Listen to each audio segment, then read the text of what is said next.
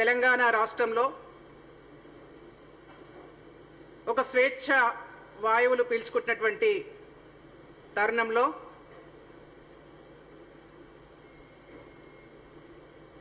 BRS నాయకుల నోట కొత్త కొత్త పదాలు వింటా ఉన్నాం. గత 10 సంవత్సరాల బీఆర్ఎస్ పరిపాలనలో ఏ రోజు కూడా ప్రజాస్వామ్యం కానీ, హక్కులు కానీ, స్వేచ్ఛ, పత్రికా స్వేచ్ఛ, ప్రశ్నించే గొంతుకలు, ఇలాంటి పదాలు నిన్న కేటీఆర్ గారు మాట్లాడుతూ ఉన్నారు. నాకు తెలిసిన 10 సంవత్సరాల కాలంలో వాళ్ళు ఇప్పుడు మాట్లాడుతున్నటువంటి పదాలకు వ్యతిరేకంగా పూర్తిగా అణిచివేస్తూ నాడు తెలంగాణ ఉద్యమంలో పాల్గొన్నటువంటి తెలంగాణ ఉద్యమకారుల నుంచి మొదలు పెడితే ప్రశ్నించే గొంతుకలుగా ఉన్నటువంటి ప్రజల పక్షాన ఉన్నటువంటి పత్రికలు కానీ, టీవీ ఛానళ్లను కానీ, జర్నలిస్టులను కానీ అణిచివేసినటువంటి దుర్మార్గమైనటువంటి పరిపాలన వల్ల తెలంగాణ రాష్ట్ర సమితి ఇవాళ బీఆర్ఎస్ పార్టీ వాళ్ళు అందించినటువంటి పరిస్థితి వల్ల మనం చూస్తూ ఉన్నాం. ఇవాళ మాకైతే నవ్వొస్తా ఉన్నది. నాకు అనిపిస్తా ఉన్నది అంటే కేసీఆర్ గారికి, కేటీఆర్ గారికి నిన్న శంకర్ దగ్గరికి పోయిన జర్నలిస్టు మీద దాడి జరిగింది. ఆ దాడి రేవంత్ రెడ్డి గారు రెక్కి నిర్వహించి ఆ దాడి చేశారని చెప్పేసి, తెలంగాణ రాష్ట్రంలో ప్రజలు ఇచ్చినటువంటి తీర్పుకు చిన్న మెదడు చితికిపోయి వల్ల కేటీఆర్ గారు ఇష్టం వచ్చినట్టుగా మాట్లాడుతున్నట్టుగా నేను భావిస్తా ఉన్నాను. ఆ సినిమాలో ఉంటుంది చూసినావా, వీని వెంటనే ఎక్కడ సూచించాడని చెప్పేసి కేటీఆర్ ని కానీ, హరీష్ రావు కానీ, బీఆర్ఎస్ నాయకులను తీసుకుపోయి ఎక్కడన్నా హాస్పిటల్లో చికిత్స చేయిస్తే ఇవాళ ఈ రాష్ట్రంకు ఉపయోగం జరుగుతుందని చెప్పేసి నేను భావిస్తా ఉన్నాను. మాకు అర్థం కావట్లేదు.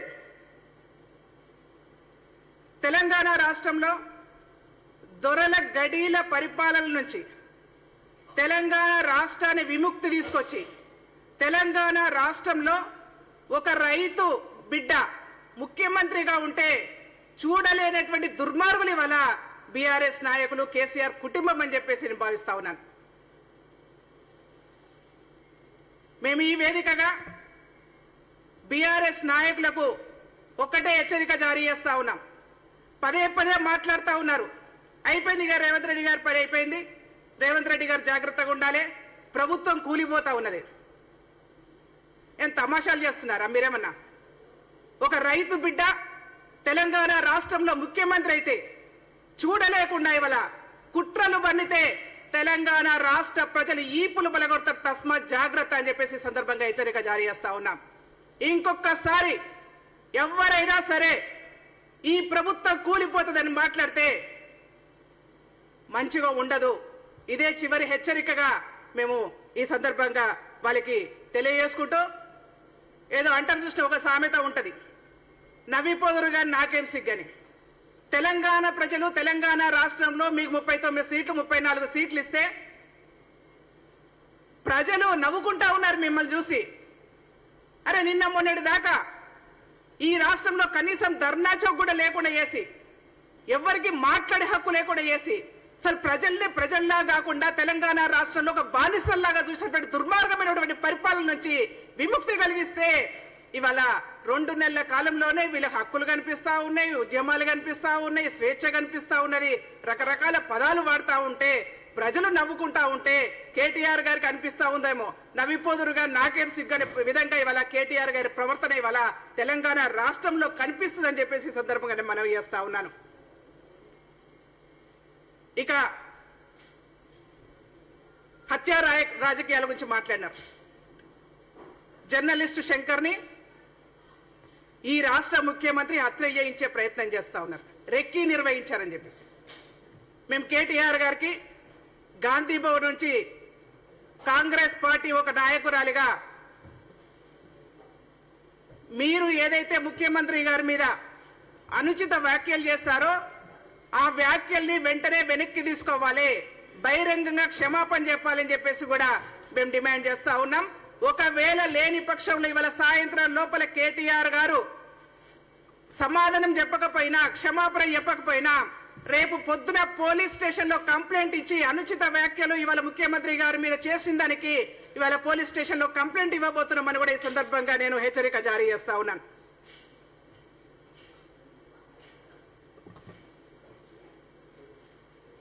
ఇంకో మాట మాట్లాడారు.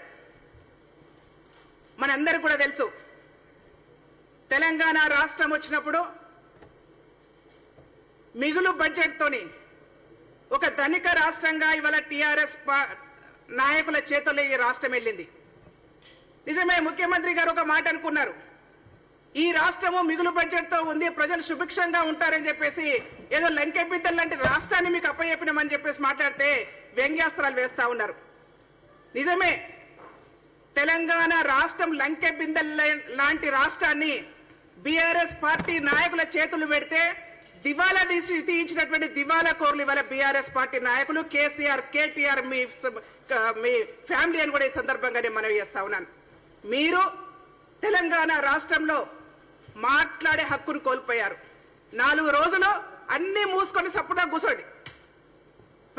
ప్రజలకు జరుగుతున్నటువంటి సంక్షేమాన్ని కానీ, ప్రజల యొక్క స్వేచ్ఛను కానీ, ప్రజలు అనుభవిస్తున్నటువంటి సంతోషాన్ని కానీ 4 రోజులు అనుభవించే విధంగా ఉండనివ్వండి. రోజు పొద్దున్న లేవగానే రేవంత్ రెడ్డి గారిని ఏం తిట్టాలి, కాంగ్రెస్ పార్టీ నాయకులను ఏం తిట్టాలి అనే ఆలోచన మానేసి ఈ రాష్ట్రంకు పట్టినటువంటి శని వదిలిపోయిందని చెప్పి ప్రజలు భావిస్తున్నటువంటి తరుణంలో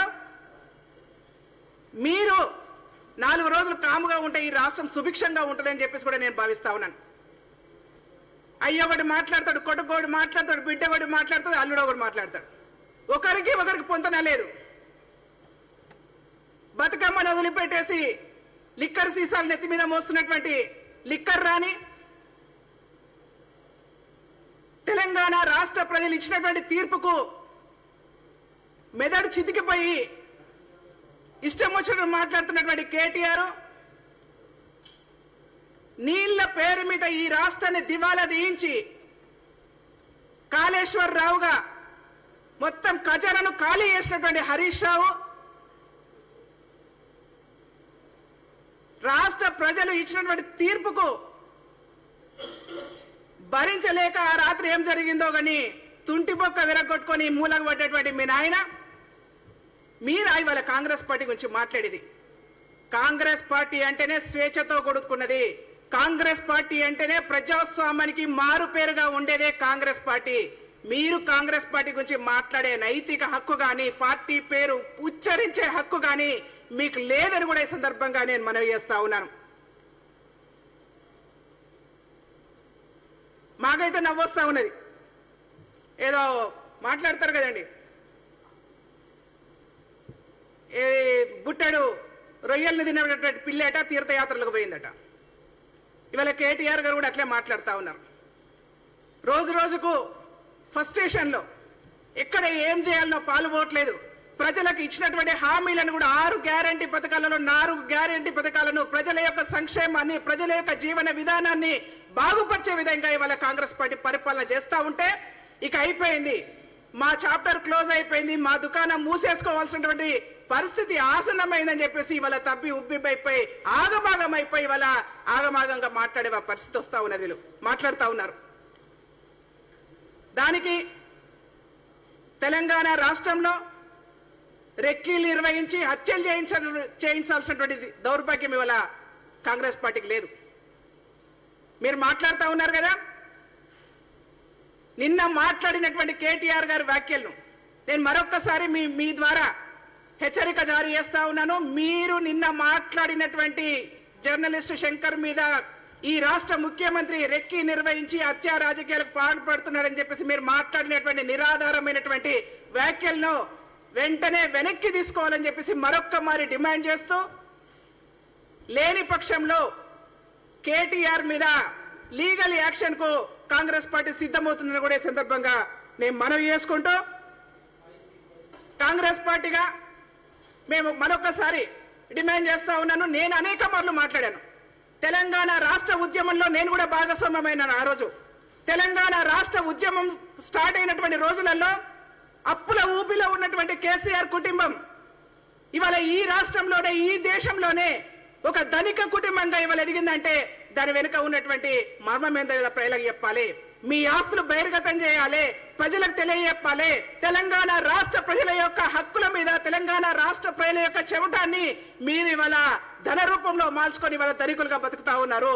ఈ రాష్ట్రము ధనిక రాష్ట్రం అయితే ఈ ధనిక రాష్ట్రాన్ని పూర్తిగా దివాలా వేయించి ఇవాళ కేసీఆర్ కుటుంబం మాత్రమే ధనిక రాష్ట్రంగా బతుకుతున్నది. మీ ఆస్తుల యొక్క చిట్టాలు బయట పెట్టండి. మీకు ధైర్యం ఉంటే ఈ రాష్ట్రంలో మేము దోపిడీ చేయలేదని మాట్లాడుతున్నారు కదా, మీరు దోపిడీ చేయకపోతే మీరు నిజంగానే వైట్ పేపర్ గా ఉన్నట్టయితే మీ ఆస్తుల చిట్టాన్ని బయట పెట్టండి. 2001లో తెలంగాణ రాష్ట్ర సమితి స్టార్ట్ అయినప్పుడు కేసీఆర్ కుటుంబం యొక్క ఆస్తులు ఎంత? 10 సంవత్సరాల అధికారం తర్వాత కేసీఆర్ కుటుంబం యొక్క ఆస్తులు ఎంత? దమ్ముంటే బయట పెట్టాలని చెప్పేసి ఇవాళ కాంగ్రెస్ పార్టీ నుంచి డిమాండ్ చేస్తా ఉన్నాం. నేను మరొక్కసారి డిమాండ్ చేస్తా ఉన్నాను, కేటీఆర్ గారు మీరు వెంటనే రేవంత్ రెడ్డి గారికి బహిరంగ క్షమాపణ చెప్పాలని చెప్పేసి కాంగ్రెస్ పార్టీ నుంచి కోరుతా ఉన్నాను. ఓకేనా? Okay, thank you. మీ అందరి మీద కూడా రిప్రెషన్ ఉండే స్వేచ్ఛ వాయువులుగా మీరు కూడా వాళ్ళు ఊపిరి పీల్చుకున్నటువంటి పరిస్థితి వాళ్ళకి అనిపిస్తా ఉన్నది. మీకందరికి స్వేచ్ఛ ఇస్తుంటే పాపం ఓర్చుకోలేనటువంటి దుర్మార్గమైనటువంటి పరిపాలన ఇవాళ కేటీఆర్ గారు కొనసాగిస్తా ఉన్నాడు. కడుపు మండుతా ఉన్నది. Okay, thank you.